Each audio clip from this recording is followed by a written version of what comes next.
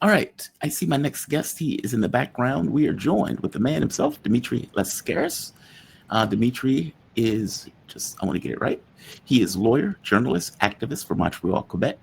In 2020, he ran for the leadership of the Green Party and hosts a fantastic show, Reason to Resist. It's on YouTube. If you look it up, it will pop up. How you doing, man? You doing okay today? I'm doing fine, Jamal. I'm sorry I have to talk to you today from my vehicle in Greece. So Oh, I you're can't still in even. Greece. I didn't realize you're still in Yes, Greece. yes, I did. I had to drop a friend off at the airport, and so I'm driving back to Kalamat, and this is unfortunately unavoidable. No, you're perfectly fine, man. What is what have you been seeing in Greece? I know you were in Cyprus for a while. Give Right. me a take on that environment. I mean, like I heard the guy complaining about being colonized by the Israelis. But what was your take on the ground when you were there and you could actually see it for yourself? Well, last night I was actually in a drinking hole in Athens on the coast with my friend, the one that I took to the airport today, Uh, and we were surrounded by Israelis. I went to the washroom. I heard two Israeli men speaking to each other in Hebrew. I came outside and there was sat down at a table, and right next to us there was a table of six Israeli men, and then another six Israeli men were to our right. So they're all over the place in the Eastern Mediterranean, and not just in Cyprus, in Greece as well. They're buying up a lot of property. This is beginning I'd say we're beyond the beginning now. We're at a point where a lot of people in both Cyprus and Greece, and not just Cyprus and Greece, there are other countries in the Mediterranean region which are experienced this influx, and we're very uncomfortable with it. And last night as I was sitting here with my friend and we observed all these Israelis around us, we had a philosophical discussion about how to deal with them. And my point of view is, first of all, the polls show that the vast majority of Jewish Israelis support the government's heinous treatment of the Palestinian people, yeah. whether or not they agree with the continuation of the war, whether or not they support Likud or some other member of the coalition. There's overwhelming majority support. A very small proportion, probably less than 10%, of the Israeli Jewish population are actually opposed to this, the treatment of the Palestinians. And of those, many of them are not doing anything. The percentage who are actually doing something, and I have the utmost admiration for them because it's very dangerous to advocate for Palestinians, even for Israeli Jews. It's not. It's a dicey proposition. So I respect enormously the ones who take that step and come out and try to denounce this and oppose it. But the vast majority don't. So when you run into people here who are from Israel, the odds are that they're probably supportive of the government's heinous treatment of the Palestinian people. And not only that, but even if they're not supportive, why aren't they back in their country doing everything within their power to put a stop to this Holocaust? Why are they here in Greece or in Cyprus or elsewhere in the Mediterranean partying as this is being done in their name with their tax dollars and by their military? That's my attitude towards all of this. Yeah, that's a hell of a philosophical conversation. I mean, let's take it to the US for a bit, if we're going to put it, ground it in a different context. Because we get hit with this a lot. And it's like, okay, you have a government. The government is supporting a genocide. 70%, if not more, of the money that Israel gets to commit that genocide comes from the United States. Bullets, guns, missiles, bombs, etc. We pay for it. Um, that's our colony in many respects. Yeah, many of them are Europeans, but it's also American colony. When I was in Israel, I remember going to it was a spa. I needed a sauna, and the woman at the checkout counter, when she realized I was American, immediately flipped from Hebrew to speaking perfect English because she was from New York. And my ex-wife at the time was kind of confused by it all. And my point to her was like, that person came from New York and stole somebody else's land and is now squatting on somebody else's land, acting as if it's theirs. So that's my country, right? That's the US. We do that. Mhm. How do you change that though? I don't have an answer for it. Like, if we're thinking of this like Nazis in Nazi Germany, and you could say Israelis in Israel, very similar in the way that they're behaving and responding. Let's say you had an Israeli who was against it. What does that really do to change the context of the government or the population around them that fundamentally agrees in the murder and mass execution and starvation of millions of people? What do you do? Well, I think that's a separate question from the one I'm addressing, which is what should you try to do? Whether or not your efforts are likely to succeed, you have an obligation to try. And you can contribute in so many ways. And at the end of the day, if we're going to overcome this, we're going to bring this Holocaust to an end and deliver justice to the Palestinian people, it's going to be as a result of contributions, little, large, and small, by hundreds of millions of people around the world, particularly in countries like the United States, which are driving this genocide and which supply the weapons and so forth. So I think we have an obligation to try, irrespective of whether or not we're likely to succeed. And that's just my view. It's a moral obligation. And the more your government is culpable, the more you have a responsibility to act and to do your best. And I also recognize, Jamal, that there are differing contributions that we can make. So I devote myself pretty much full time to the Palestinian cause nowadays.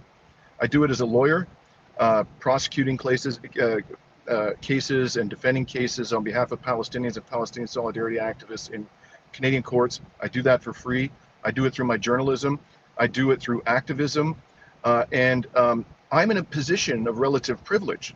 I readily acknowledge that because I'm financially secure. I don't need to make money from the practice of law. I also understand the legal system. I've got a lot of experience with advocacy, so I can do more than the average citizen. I'm very fortunate to be in that position. I recognize that. There are not too many people who are in a position to do what I can do because they don't have the good fortune that I've had. But let's just look at somebody who has minimal ability to contribute. You can call up your elected representative and complain about your government's support for Israel. You can sign a petition. You can go to protests.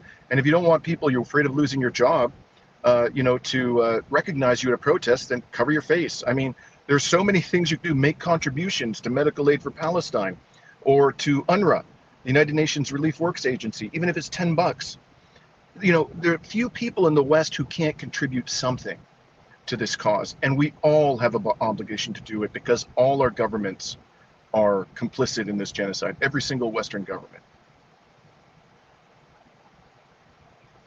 Obviously, I agree with you. I think this is the Chris Hedges thing where you said you do good because it's good, not necessarily because of the outcome. You just do it because you think that on some level, good will follow. Like that, ultimately you will draw things to your cause. One action may lead to another action if you don't necessarily know what action will be the tipping point. I do get it. I do understand it. Yeah, I do get it. And maybe my cynicism is taking over in this case. You've had people marching all across the world, millions, and all of these European governments, for the most part, still back everything that's taking place. Like, it's not like the realization that I had is that in Nazi Germany, the only reason that the Western governments cared about the Holocaust was because Nazi Germany invaded their countries. If Hitler just burned Jews in ovens, did medical experiments without invading any other European country, nobody would have cared. Nobody would have gotten involved. And I think that's kind of a wake-up call to what just reality is as human beings at this point. These governments are functioning on a realist logic. I don't know if they care about the protests. I don't know if they care about their being called up or anything like that. They are in this mindset. This is geopolitical expansion. They have their colony, and they're going to do everything to protect their colony. And until the U.S. collapses, I don't see that changing, which may be a disincentive for action on some level. Fair enough. But I do think that's true. Give me your take on that. Is that too dark? Is that too cynical? Too much of a black pill? No, I've said repeatedly that all signs point to the collapse of Israel. This giant U.S. military base masquerading a country, and frankly, and relatedly, the future. And I'm sorry to say this to our brothers and sisters in the United States, the future for American power and hegemony is extremely grim. And without the full-blown support of the major Western governments, principally U.S., but also Britain and Germany and France, and to a lesser degree, countries like Canada and Greece, without that support, Israel is finished. And there are problems, immense problems in Israel. The level of soldiers who now require rehabilitation is historic. There's a Mhm. crisis of suicide within the Israeli military. There are people not showing up for duty when they're called up, reservists, Yeah, tens of hundreds of thousands, thousands. Yeah. quite possibly hundreds of thousands, but at a bare minimum, it's tens of thousands of soldiers. They're exhausted. They've shown their military incapability when it comes to waging ground war. And you're not going to hold territory, conquer territory, control it without putting ground troops at risk. The economy is in serious trouble. There's enormous division within Israeli society. I mean, last week there were tens of thousands of people, very agitated people in the streets demanding an end to the war, not because they care about the Palestinians, but because they're sick of war and they want their hostages, their so-called hostages, back.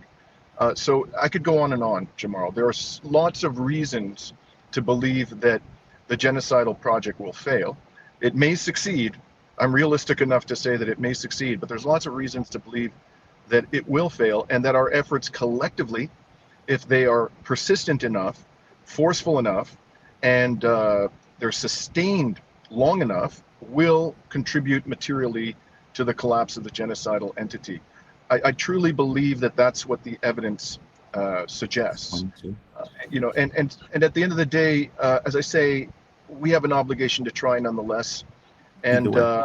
yeah, in my when I breathe my last breath, I can say at least that my conscience will be clear because I did everything that I could to put a stop to it. Yeah, my conscience is not clear either way. My tax dollars are going to this, right? Like even in doing everything else, it's like this kind of backhand way of still contributing to it because of the way your taxes are being allocated to it. One of the things that I do see as a problem, what happens when, let's say, they ended the killing and the murders today? There's still the secondary question about what comes next. I mean, the reality of it is, if this kind of genocidal regime stays in the place, even if they stop this kind of open genocide, you still have this problem of what caused it in the first place. And as I keep pointing out, you lie to start wars, you tell the truth to end wars. Nobody is going to tell the truth that it's the occupation that is the generating and the driving force behind any violence that takes place, meaning people are responding to the violence that is put against them in regards to being oppressed and occupied. That's the issue. That issue doesn't get touched. That issue doesn't even get brought up. I always said this question of what happens after all of this is over with, and I still don't have an answer for that question. Do you see a pathway out of this, especially if the two-state solution is not on the table, which I think is a shiny object? What's the pathway out? Well, you ask an absolutely critically important question, and this should be the primary concern of those of us who are engaged in this struggle. Eventually, the bombing will stop, and there will be a material increase in the influx of humanitarian aid into the Gaza Strip. But that doesn't mean the genocide is over. That just means its most intense phase may be over or under suspension. But the Palestinian population is now so traumatized, so weakened, so beset by sickness, preventable disease, so deprived of just the basic infrastructure required for organized civilized life, that ending the bombing and dramatically increasing the amount of humanitarian aid going into Gaza is not going to stop the genocide. You're absolutely right. And this is going to be, the great challenge for us who are involved in this struggle to continue the struggle with at least as much intensity and commitment when the most intense phase of the genocide is over, until the Palestinian people are treated as equals in their own homeland. Whether that's in the form of a two-state solution or a one-state solution, ultimately, that's up to them. It shouldn't be up to the Israelis, it's up to them. And I personally would support whatever decision they make in that regard, but I will not stop as long as I have breath to breathe. And these my brothers and sisters in Palestine do not have equality and liberation. And that's the attitude that all of us have to have. We cannot stop until justice is achieved. And ending this horror show in Gaza is not going to be anywhere near enough. So I don't have any illusions about the challenge Jamal, I think there's going to be a great temptation on the part of people who do care and who are just fatigued by it all and traumatized by it all, to let their guard down and to take their foot off the accelerator when that moment comes. And we just have to ensure that that doesn't happen. Do any Arab Muslims in the Middle East have equality? A very good question. I'm trying to, equality in what sense? You're talking about Doha just got bombed. I Yes. guess what I'm postulating is that there's a racist element in the U.S. government and in colonial governments around the world that don't see them as equals. And whether that's Syrians, whether that's the West Bank, whether that's in Gaza, whether that's in the other Arab states that had their wake-up call when they got bombed in Doha. Meaning, it's like the notion that Israel has been murdering Arab Muslims for years at this point, babies, everything else, creating all sorts of this kind of racist rhetoric and propaganda for their populations and seeding it into their populations. So kids that are born in Israel gets this kind of, they're monsters, they're dogs, they're et cetera, et cetera. Doha, for some reason, thought they were different. They weren't. I will wager to you Saudi Arabia is also not different. Egypt is not different. And their sovereignty is effectively at the whim of a racist, genocidal state backed by another racist state in the way that they're perceived. That's why I asked the question, do any of them, have some level of equality? Yeah, maybe within their borders in dealing with each other. But there's a hegemon in the region that is backing a genocidal state that has just hit Doha and has already said, we will do it again. Right. So there's a lot to unpack there. Again, all very important questions. First of all, I will readily acknowledge that if we really want to achieve justice for the Palestinian people, we have to rid ourselves of our own depraved, psychopathic, pathologically lying political elite. Yes. There's no way to achieve, for precisely the reasons you've articulated so well, Jamal, there's no way to achieve liberation for Palestinians or any others in the Arab or Muslim world, and none of them at this stage have real liberation, with, I guess, the possible exception of the part of Yemen that is controlled by Ansar Allah. And even there, I'm sure you could articulate some criticisms of the socioeconomic policies of Ansar Allah as well. But, the bottom line is, as long as the Western elites remain in power and have the economic and military capability to oppress Arabs and Muslims, they will do that. So we have to get rid of them. But there's going to be tremendously positive benefits from doing that to us ourselves and to our children. So we have a strong personal interest in getting rid of these psychopaths, quite apart from the benefits that will accrue to Arabs and Muslims. So I think that that's really the core of the challenge, and it's a huge challenge. But again, if we all do this collectively and we are determined and sustained and we find common ground amongst us and stop talking about the things that divide us, we can do it. I have no doubt that we can do it. As far as, the sovereignty of the, these so-called states or regimes in, the Gulf, personally, I am of the view, now I can't prove this conclusively, but I'm of the view that not only the Trump administration understood perfectly well what Israel intended to do and facilitated it. Of course. They helped them. And by the way, I wouldn't even exclude the possibility that the Israelis had virtually no involvement in this. They were aware of it. They maybe helped plan it, coordinate it. They had to be aware of it. But I wouldn't exclude the possibility that this attack was actually carried out by Americans or British. And they're just using the Israelis as a SOP. I don't think that's likely to have happened, but I think that's a possibility we should bear in mind, because the Americans, the Westerners, one of the fundamental purposes of Israel is to place distance between its crimes and Western governments. Yes. And I think sometimes that's done by attributing to Israel criminal behavior that was actually carried out directly by Western militaries. But let's put that aside. I think also that the Qatari regime likely knew in advance that it was going to be attacked. And if you look at a map, if those planes did in fact come from Israel, how did they come from Israel without crossing the airspace of one or more of these so-called allies of Qatar?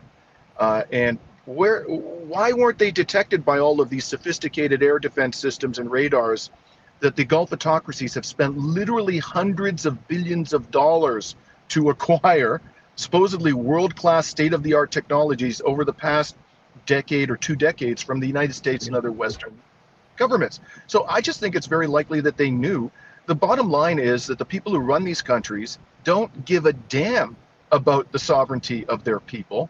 All they care about is their own privilege, power, and wealth. That's it. So I don't think that the Qataris would necessarily, the regime, wouldn't necessarily view this as being some affront to them, because at the end of the day, they and their inner circle, they were not damaged by this. As long as they're given an opportunity to prepare some message and to feign, anger and outrage and say we all have to retaliate and blah blah blah, they're not going to do a damn thing. I don't believe for 1 second they're going to do a damn thing. If they do anything, it's going to be theatrical. Maybe they'll evict an Israeli ambassador for a few months, or they'll suspend some normalization talks, and then they'll quietly undo those toothless measures some months down the road.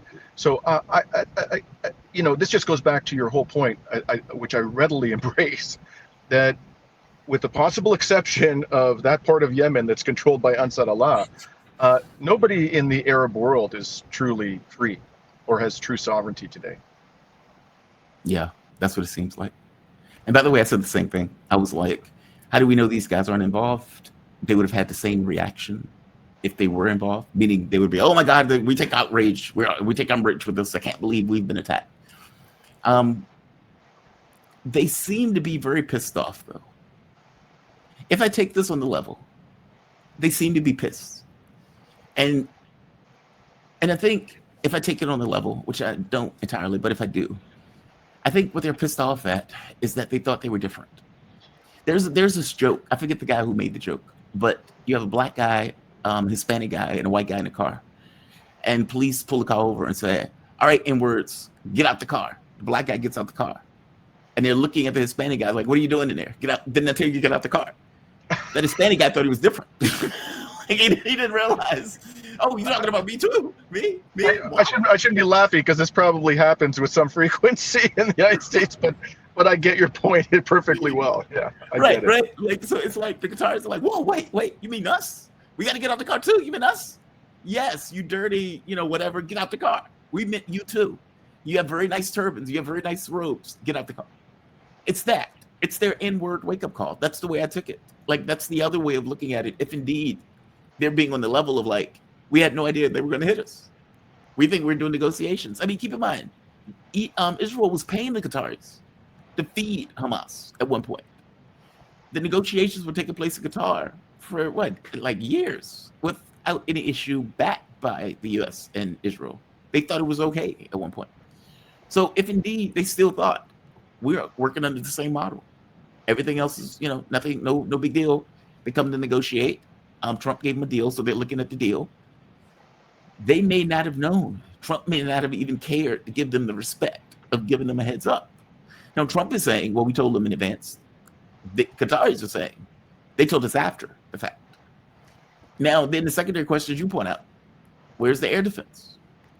How did they not know that something was invading their airspace? All of these are questions that are pressing. I agree with you. But if I take them on the level, obviously the U.S. was involved. Obviously the U.S. greenlit it. Did the Qataris know? I don't know. They'll make a big stink about this. I mean, they were in the Security Council, so there was that. They've apparently had meetings with the Russians. There's that.